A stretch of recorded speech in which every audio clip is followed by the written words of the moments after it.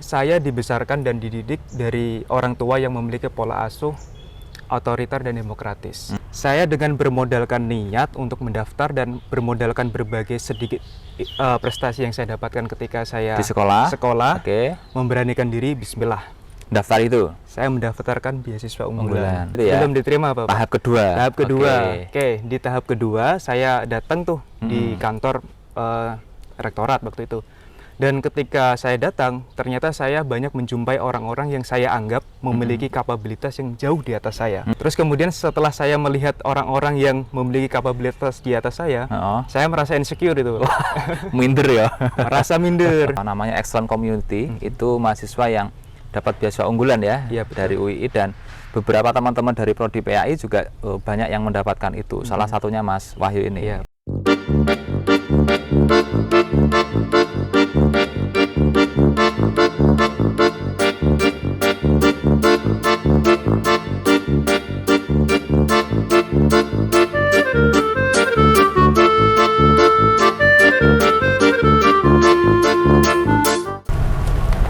Nah, itu tadi kejutan-kejutan yang dimiliki Mas Wahyu ya teman-teman.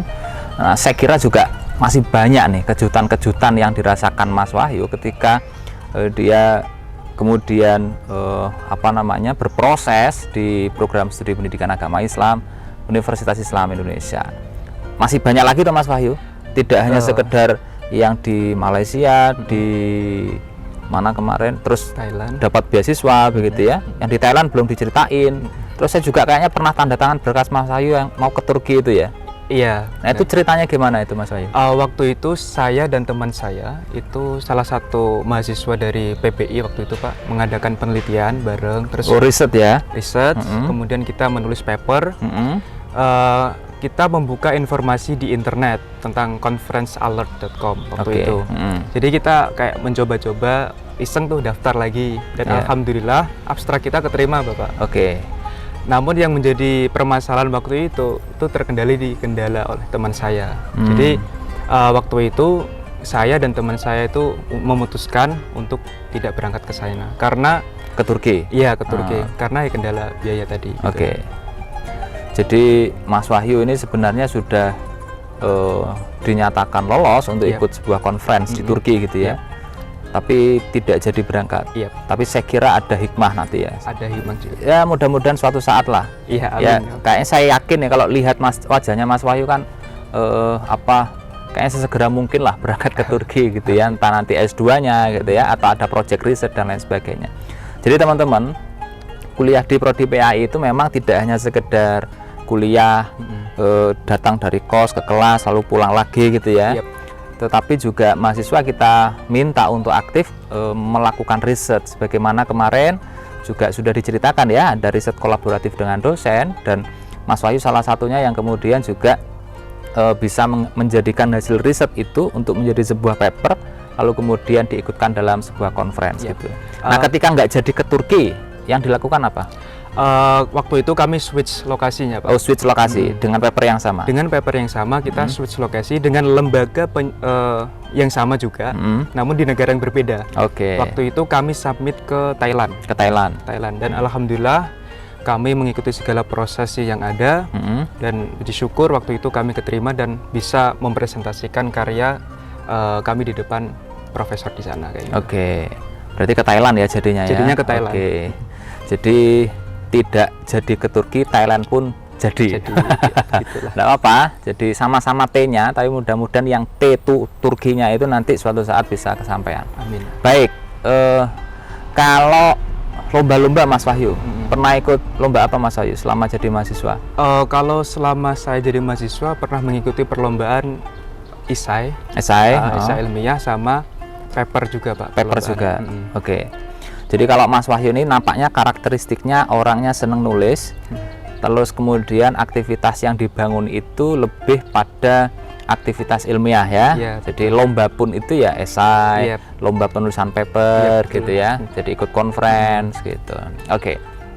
Nah, sekarang Mas Wahyu sudah ada di semester berapa ini?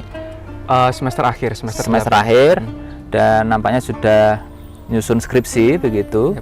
Dan tapi belum munakosah ya? Belum. KKN sudah selesai dan ini nampaknya nanti hanya tinggal nyusun tugas akhir, setelah itu selesai. Setelah itu selesai. Planning ke depan Mas Wahyu, setelah semisal nanti munakosah selesai, kemudian wisuda, apa yang akan dilakukan? Sebelum berbicara tentang planning ke depan, Bapak, Oke. masih ada ketinggalan yang Masih ada lagi? ketinggalan kejutan yang membuat starting point dalam hidup saya itu baru dimulai kayak gitu, Pak. Oh, justru merasa baru dimulai Merasa gitu? baru dimulai. Jadi Oke, apa cara itu? pandang saya terhadap dunia itu berubah karena Oke. saya mengikuti event tersebut. Oke, apa itu? Jadi tahun kedua, tepatnya tahun 2019 waktu itu, saya mengikuti event volunteerism yang Oke. diadakan oleh salah satu NGO dari Jakarta juga. Komunitas tersebut fokus pada 4 bidang pengabdian. Nah, sebelum pada fokus 4 bidang pengabdian tersebut, komunitas tersebut diadakannya di PPWNI, Pusat Pendidikan Warga Negara Indonesia di Klang, Malaysia. Oke. Nah, di situ kami mengabdi pada 4 bidang. Yang pertama bidang pendidikan, Oke. kewirausahaan, kesehatan, dan pengabdian masyarakat. Nah, di bidang pendidikan itu kami membantu para guru di sana untuk memberikan materi seatraktif mungkin kepada siswa di sana. Oke. Kemudian di bidang kesehatan, Jadi tutor Mas Wahyu? iya, jadi tutor waktu itu. Pendamping guru-guru di sana? Pendamping guru, iya, Di Kelang, Malaysia? di Klang, Malaysia. Oke. Selain itu ada juga bidang kesehatan ya, Pak. Kami di sana memberikan penyuluhan akan pentingnya pil KB bagi masyarakat di sana, karena memang literasi dan pemahaman masyarakat di sana akan mengkontrolling jumlah anak itu masih minim, Bapak. Oh, loss gitu ya? Jadi loss. Jadi kayak gitu. Jadi kita memberikan materi betapa pentingnya untuk mengatur jumlah anak kayak gitu. Oke. Kemudian di bidang yang ketiga yaitu tentang kewirausahaan. Nah, di situ kami memberikan pelatihan sebuah ide bisnis yang ide itu menjadi sebuah keunikan yang ada di Malaysia, yaitu tentang makanan khas di Indonesia yang tidak ada di Malaysia. Oke. Nah, jadi trainer juga tuh? jadi trainer pada juga saat itu? pada saat itu. Karena memang kan kebanyakan penduduk yang ada di Klang sana itu kan imigran gelap ya, Pak. Jadi tidak punya dalam tanda kutip IC yang legal, identity card yang legal, sehingga para orang di sana itu tidak bisa bekerja di suatu perusahaan yang memiliki standarisasi gaji yang tinggi. Jadi kerja apa adanya, jadi sehingga mendapatkan penghasilan bulanan yang cukup kayak gitu aja. Sehingga kita memberikan pelatihan supaya menolong perekonomian yang ada di sana kayak gitu. Kemudian yang terakhir yaitu pengabdian masyarakat. Nah, kami fokuskan kepada peserta didik yang ada di sana, ke siswa-siswanya tuh? Iya, ke siswa-siswanya. Walaupun mereka sekolah di luar negeri, namun kita tetap tanamkan rasa cinta tanah air Indonesia kepada mereka. Oh, itu orang-orang Indonesia tapi ikut orang tuanya di sana, akhirnya sekolah di sana. Iya, gitu. Iya, betul sekali. Nah, dari situlah ketika itu saya berpikir, Bapak, orang yang paling berprestasi di dunia ini bukanlah orang yang memiliki banyak piala di rumahnya. Bukan seseorang yang mendapatkan beasiswa lebih di antara hidupnya. Bukan seseorang yang sering memenangkan perlombaan. Namun menurut saya, orang yang paling berprestasi di dunia ini adalah orang yang di dalam hidupnya paling banyak menerima ucapan terima kasih. What does that meaning? Khairun nas anfa'uhum linnas.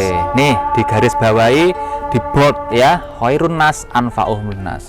Bagaimana hidup kita itu bisa bermanfaat untuk orang lain. Karena sesungguhnya memang hidup kita tidak hanya untuk diri kita ya. Iya, betul sekali. Bekal potensi yang ada di dalam diri kita itu sebagian besar adalah milik orang lain juga. Milik orang lain. Jadi ketika saya melihat senyum tawa orang-orang yang itu seneng ya, saya suka sekali gitu, Pak. Jadi ketika saya melihat itu semuanya, ada sinyal-sinyal positif yang merasuk dalam tubuh saya. Dan ketika semakin banyak sinyal-sinyal positif tersebut, itu artinya bahwa hidup saya akan menjadi lebih baik. The best way to enjoy my life is that I can share to others. Ya. Jadi itu ya, teman-teman semuanya, ternyata di salah satu titik kehidupannya Mas Wahyu ada yang kemudian bisa memberikan energi yang begitu besar untuk merubah mindset mungkin ya, atau kemudian merubah orientasi hidup kira-kira yang tadinya mungkin kita sangat keras, sangat ambisius untuk diri kita sendiri, tapi setelah itu ternyata ada perubahan mindset. Ternyata saya tidak boleh ambisi untuk diri saya sendiri nih. Apa yang saya punya harus saya bagi untuk orang lain. Nah, mungkin melanjutkan Mas Wahyu, dari sekian pengalaman jenengan yang banyak tadi itu, kira-kira kedepannya itu mau ada planning apa? Oke. Saya rasa sudah banyak sekali ilmu dan pengalaman saya yang saya dapatkan di program studi pendidikan agama Islam. Oke. Jadi setelah lulus nanti saya memfokuskan untuk mengaktualisasikan ilmu-ilmu dan pengalaman saya yang telah saya dapatkan di program studi pendidikan agama Islam. Oke. Mengaktualisasikannya itu dalam bentuk apa, semisal? Semisal saya ingin langsung berkarir seperti itu. Berkarir di dunia pendidikan. Di dunia pendidikan. Oke. Ya. Jadi gitu teman-teman ya. Kalau tadi kita dengarkan, kita simak cerita dari Mas Wahyu ini, 3 profil prodi itu yang disiapkan oleh prodi itu ada di dalam diri Mas Wahyu. Bagaimana kemudian menjadi pendidik, oke, menjadi seorang peneliti tadi, sejumlah riset yang kemudian menghasilkan paper dan diikutkan dalam conference, oke. Lalu juga tadi Mas Wahyu menjadi seorang trainer. Nah, itu bagian daripada seorang edupreneur begitu ya. Jadi entrepreneur di bidang pendidikan. Mas Wahyu ada pesan-pesan mungkin yang akan disampaikan kepada adik-adiknya begitu ya. Ini kan jenengan sudah tingkat akhir nih. Masih banyak adik-adik jenengan di prodi PAI dan di prodi manapun mungkin ya, mahasiswa dimanapun begitu, termasuk teman-teman adik-adik kita yang di SMA, di aliyah yang baru lulus dan akan menjadi mahasiswa. Apa pesannya coba? Sejatinya kita semua itu memiliki potensi untuk menjadi mahasiswa yang berproduktif ya Bapak. Oke. Adapun kiat-kiat saya untuk menjadi mahasiswa yang berproduktif walaupun di tengah kesibukan kita masing-masing.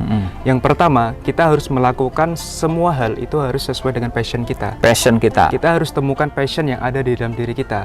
Nah, terus pertanyaan gini, bagaimana cara menemukan passion di dalam diri kita? Oke. Kalau cara pribadi saya itu cobain aja dulu gitu. Apalagi kita yang masih maba, ikutin semua organisasi, ikutin semua event, ikutin semua kegiatan. Nah, di antara semua kegiatan yang saya ikuti kemarin itu, di situ kita bisa memilah dan memilih mana yang cocok dengan kita dan mana yang tidak cocok dengan kita. Oke. Yang cocok dengan kita maka harus kita pertahankan dan kita kembangkan, sedangkan yang tidak cocok dengan kita ambil pengalamannya seperti itu. Oke. Kemudian selain kita menemukan passion, yaitu kita harus selalu berpositive thinking. Kita harus berpikir positif akan berprasangka baik gitu ya. Oke. Karena ada sebuah adagium yang menjelaskan pikiran itu akan melahirkan tindakan, dan tindakan akan mencetak sebuah nasib.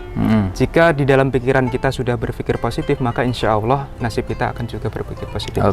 Kemudian selain itu, kita jangan pernah merasa bahwa diri kita itu under value dari orang lain. Karena sejatinya setiap manusia itu memiliki potensi alamiahnya masing-masing. Sepakat. Jadi setiap orang itu memiliki journey-nya masing-masing. Jangan pernah mendikte diri kita atas pencapaian orang lain. Kita memiliki perkembangannya masing-masing. Dan yang terakhir, kita itu harus tawakal, Bapak. Tawakal, setelah kita berikhtiar, berusaha di awal, maka langkah selanjutnya itu bertawakal. Berikhtiar itu di ranah kita, teman-teman. Sedangkan tawakal itu di ranah Allah. Jadi itu mungkin beberapa tips untuk menjadi mahasiswa produktif dari saya. Barangkali bisa diimplementasikan dalam kehidupan sehari-hari. Terima kasih Mas Wahyu. Jadi teman-teman, banyak yang bisa kita gali dari cerita Mas Wahyu selama menjadi mahasiswa di program studi pendidikan agama Islam Universitas Islam Indonesia. Dan kami pastikan bahwa prodi PAI, UII begitu ya, dalam hal ini akan sangat mensupport mahasiswanya yang terus senantiasa menggali passionnya, menemukan passionnya, lalu kemudian mencoba untuk mengembangkannya, serta sampai kemudian mereka mampu berbagi inspirasi pada orang-orang di sekitarnya. Begitu ya. Baik Mas Wahyu, terima kasih atas bincang-bincangnya pada kali ini. Mudah-mudahan manfaat. Kami turut mendoakan masa depan Mas Wahyu cerah. Amin ya Allah. Bahagia selalu, sehat selalu. Amin. Amin amin ya rabbal alamin. Terima kasih, kurang lebihnya mohon maaf. Kita akan berjumpa lagi di lain kesempatan. Wassalamualaikum warahmatullahi wabarakatuh.